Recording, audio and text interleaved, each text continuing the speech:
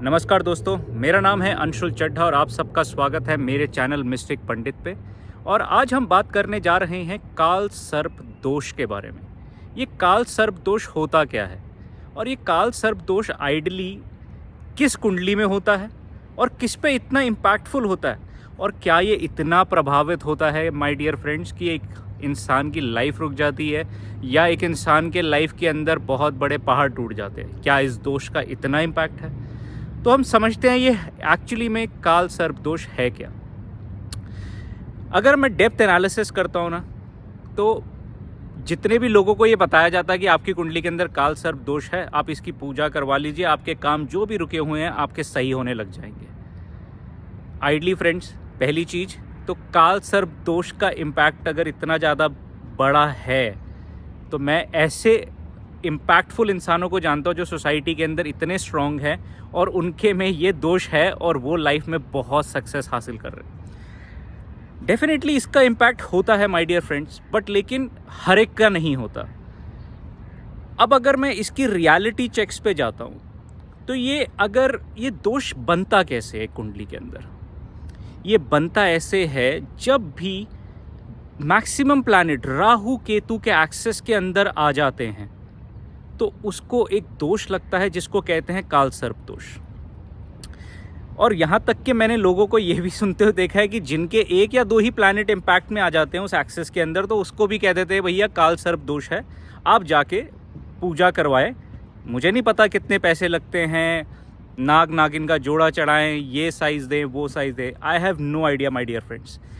मैं बड़ा सिंपल तरीके से समझने की कोशिश करता हूँ कि काल सर्प दोष आइडली क्या इम्पैक्ट क्रिएट करता है। सबसे पहले, अगर राहु केतु के एक्सेस के अंदर सातों के सातों बचे प्लैनेट, टोटल 9 प्लैनेट्स हैं फ्रेंड्स इंक्लूडिंग राहु केतु, अगर वो दोनों इन एक्सेस के सब आ जाते हैं तो यस, काल सर्प दोष का इम्पैक्ट होगा।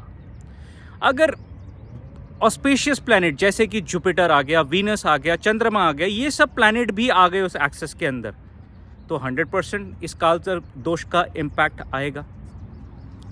और हम इस चीज़ को ये भी समझने की कोशिश कीजिए कि अगर इसका असलियत में क्या इम्पैक्ट है। आप हर एक कुंडली में इसका इम्पैक्ट अलग होता है। किसी के काम बनते बनते रह जाते हैं, किसी के कुछ नेगेटिव इम्पैक्ट्स आने लग जाते हैं, किसी को कुछ मेंटल इश्यूज होने लग जाते हैं। वो डिपेंड करता है कि कौन सा प्लैनेट उसमें ज़्यादा इम्पैक्ट कर रहा है। बट ये बहुत क्लियर है मेरे फ्रेंड्स कि हर एक इंसान के जो एक छोटा सा काल सर्प दोष भी अगर लगा हुआ है ना, उसको कोई बहुत बड़ी पूजा करवाने की ज़रूरत नहीं है और उसको कोई बहुत बड़ा इम्पैक्ट नहीं होता। आप समझिए, एस्ट्रोलॉजी एक एस्पेक्ट है लाइफ का, ना कि एक कंप्लीट लाइफ है। हार्डशिप आप ही ने करनी है, हर्डल्स आप ही ने क्लियर करनी है। जब तक आप भागेंगे नहीं, आप अपने आप का खाना कंट्रोल नहीं करेंगे तो पतले कैसे होंगे।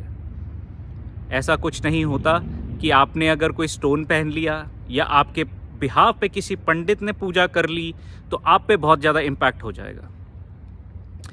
एक चीज़ तो समझ लीजिए कि अगर आपको लाइफ में कुछ भी हासिल करना है तो वो सिर्फ आपने करना है, आपके बिहाफ पे कोई नहीं करेगा। और ये बहुत सिंपल है। अगर आपको किसी भी एस्ट्रोलॉजर ने कहा है कि अगर आप में काल सर्प दोष है, इम्पैक्ट नहीं बताया उसने, आप मेरी मानिए तो सबसे पहले तो सोमवार वाले दिन आप भोले बाबा जी को ना जल चढ़ाने की आदत बना लीजिए, ठीक है। और अगर डेली चढ़ा रहे हैं तो इसका इम्पैक्ट मुझे तो लगता है 100% निग्लिजिबल हो जाता है।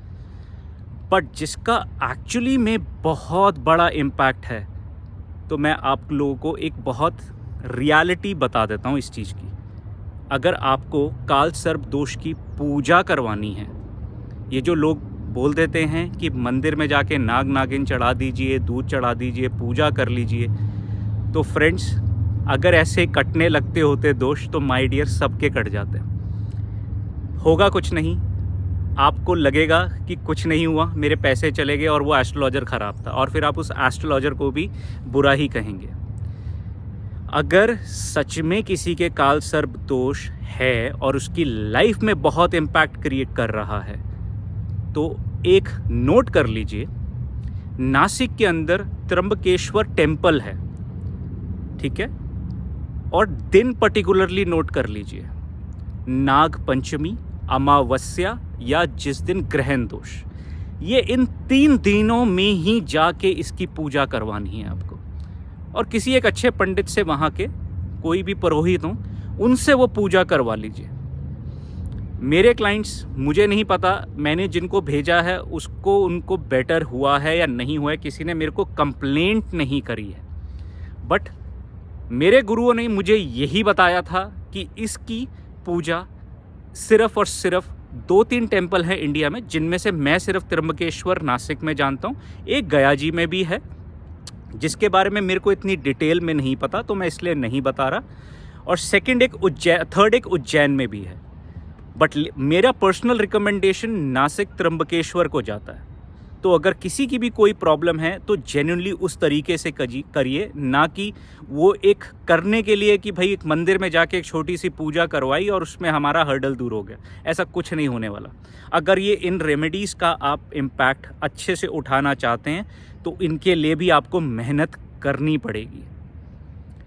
ये रियलिटी है। अगर आप सजेशंस लेना चाहते हैं तो प्लीज़ मेरे चैनल को फॉलो करें, और रियलिटी को मैं जितना रियल तौर से देख पाया हूँ वही मैं आपको समझा रहा हूँ और आगे भी बताता जाऊँगा। तो धन्यवाद my dear friends, thank you so much.